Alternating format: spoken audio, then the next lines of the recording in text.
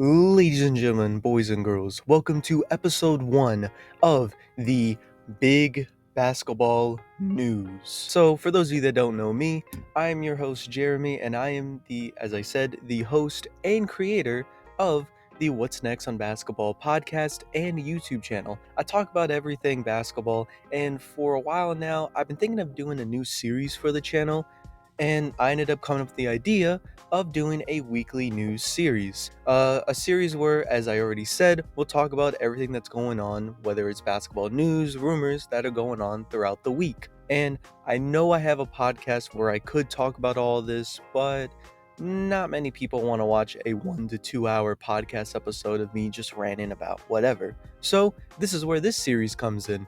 A video that should be around 15 minutes, hopefully, and we'll talk about again, the news and rumors going on in the basketball world. So anyways, without further ado, let's see what's going on in the basketball world.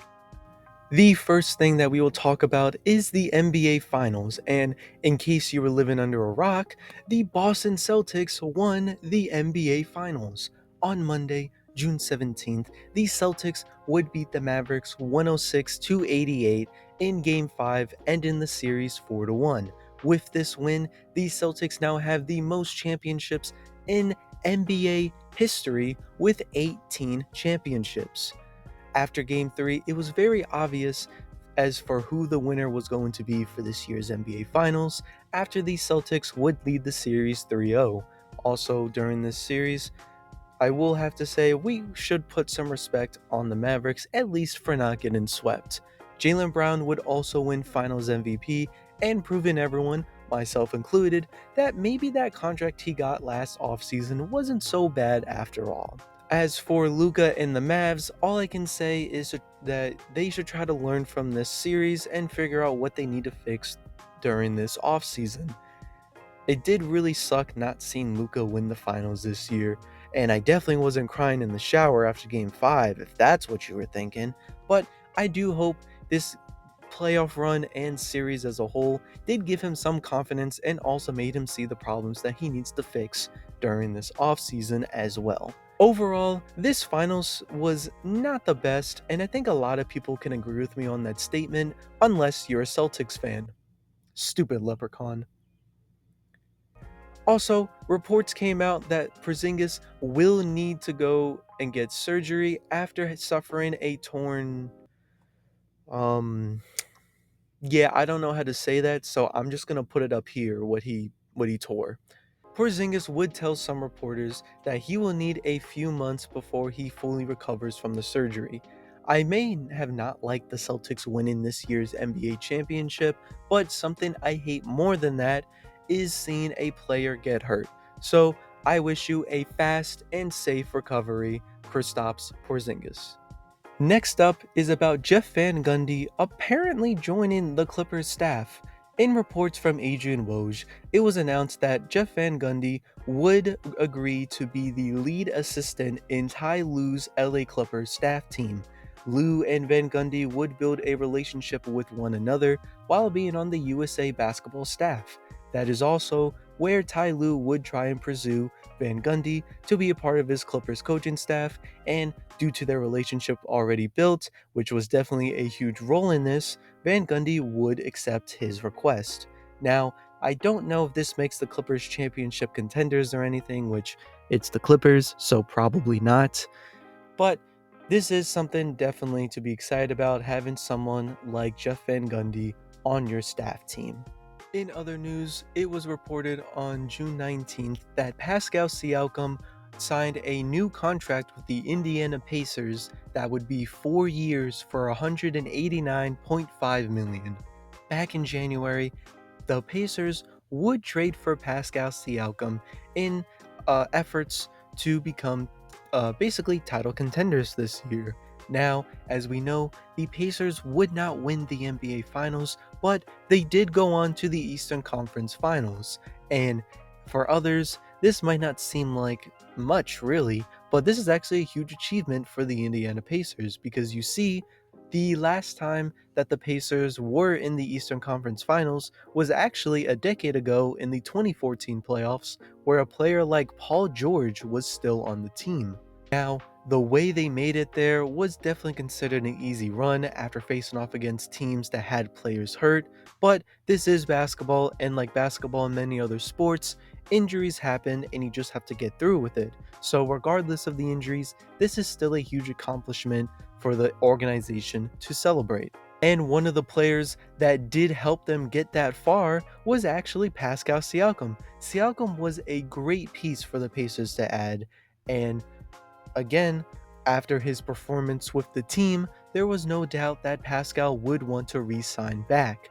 I'm just happy overall that Pascal was able to find a team and a home so quickly after being traded away from the Toronto Raptors, because it was long overdue for him to get traded since the Raptors never won a chip after 2019, and with him being a part of that 2019 squad that won the championship, this was also a good piece to add alongside Halliburton, because now he has a player that knows what it takes to win an NBA championship. So overall, congrats to Pascal Siakam in getting that bread. Next up is some unfortunate, but also not unfortunate news, I guess, about Monty Williams. It was reported by Adrian Woj on Twitter/X that the Detroit Pistons have fired head coach Monty Williams.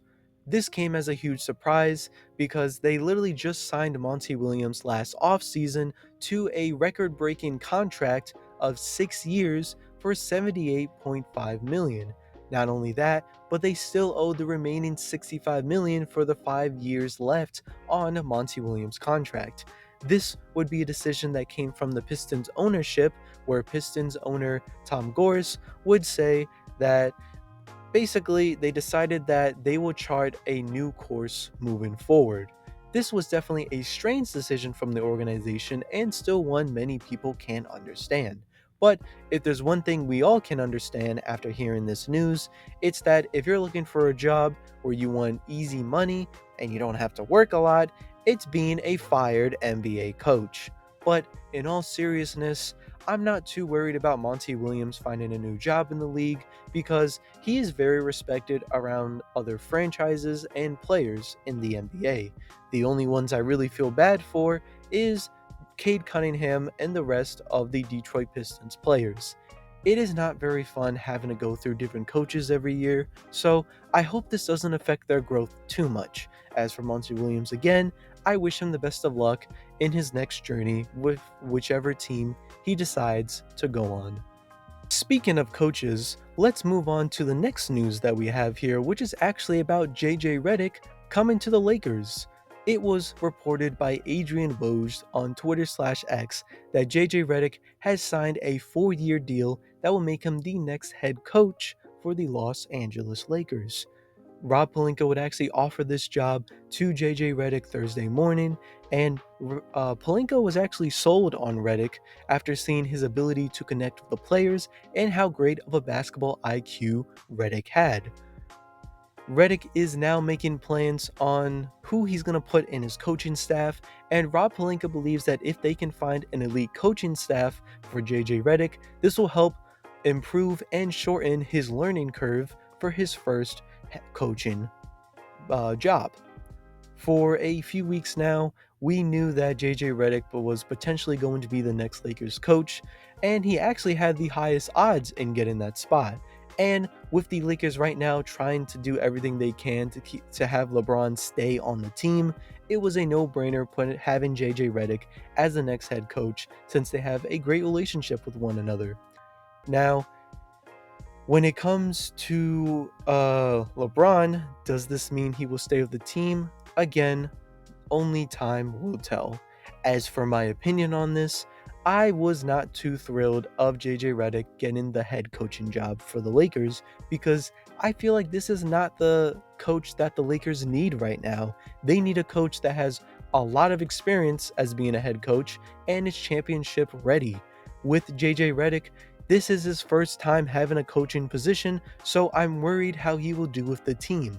Again, JJ Redick, as long as he gets an elite team alongside him, and as long as LeBron decides to stay with the team, there is a chance that JJ Redick will be fine, but I still have some worries about how he will do this upcoming season. So for now, all I can say is congrats to JJ Redick, and I will be praying for you and hope that you don't get fired after your first season. The second to last thing that we will talk about in today's video is about the New York Knicks and their mission to re-sign OG Anunoby, which, to let you all know, is not going very well. A report came from NBA insider Brian Windhorst that Anunoby was not overly impressed by what the team was offering him ahead of free agency, with the Knicks also trying to re-sign Hartenstein and potentially searching for another superstar to bring to New York. This might become a big problem if the Knicks can't come up with a deal that OG and his team will like. The moment that OG came to the New York Knicks, he was an absolute game changer and became arguably the best defender on the team. Unfortunately, OG would suffer a few injuries that would affect him in the regular season and affect the team during the playoffs, especially when they had a chance to beat the Pacers if they had had OG healthy. So, with this info, it seems the Knicks aren't too thrilled with giving him more money than they were expecting to give him. So, now the organization has to decide. Will they give OG Anunoby the money he wants, or will they let OG walk in free agency? And for those of you that want to know my opinion on it, because, reasons, I will say that I do hope the Knicks can re-sign OG Anunoby because he is a big piece for the team right now, and it, it would just be bad if we can't get him. So I hope they can come to an agreement. I don't know if they'll give him the money he wants, but now we'll just have to wait and see. Now, the last but not least news that I want to cover on today's episode is about the Chicago Bulls and Oklahoma City Thunder making a trade. So for those of you that don't know, the Chicago Bulls would do, I would say, the biggest trade so far in this NBA offseason, where they would send two-time all-defensive guard Alex Caruso for Oklahoma City's guard Josh Giddey. This was a surprise, but not for Josh Giddey getting traded, because it was expected seeing Josh Giddey get traded at least somewhere this offseason. With the Thunder getting close to a lot of their young guys needing new contracts, the Thunder had to decide on which players were going to be pieces for their future and who was not. And with Giddey not playing very well this season and in the playoffs, it unfortunately meant that he was the odd man out. So again, it wasn't a surprise seeing Giddey get traded. What was a surprise was seeing Alex Caruso get traded, especially after reports came out in the trade deadline that there were a lot of teams interested in Alex Caruso for, I would say, better players and also potentially getting picks back. Because as far as I know from this trade did not include any first or second round picks. It was simply just swapping guards.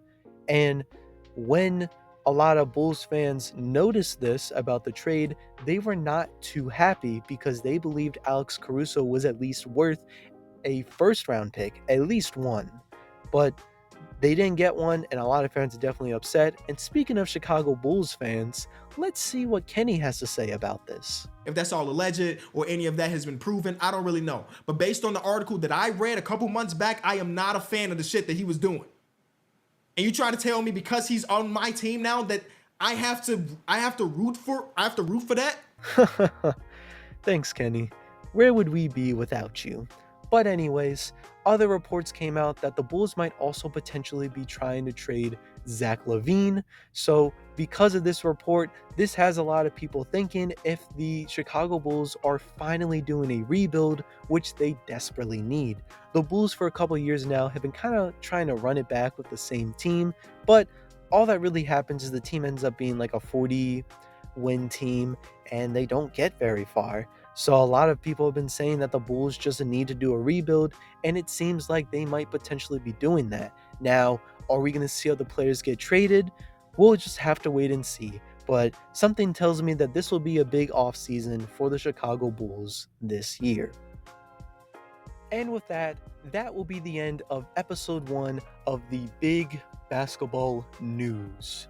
So I hope you all enjoyed this first episode. It's a series that I was having a lot of passion about, and I actually had this idea going on for a while, but I decided that I'll wait until the off season to officially start it.